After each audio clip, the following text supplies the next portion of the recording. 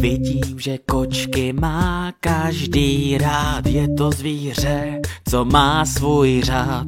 Kupuji misky a žrádla tunu, smiřuji se s tím, že prostě schudnu.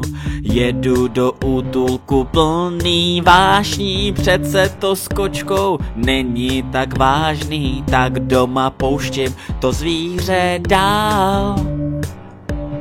Bylo to poprvé, co jsem se fakt bál. Můj kocor flegmatik prokousl 2 kabely a rád se plete pod nohy, pak mi zvrací na schody. Můj kocor flegmatik pije vodu ze sprchy, poznám trápy zatrhlý, když krábe židle v pokoji. Vánoční strom je hlavním chodem, přes den jen spí před hlavním vchodem.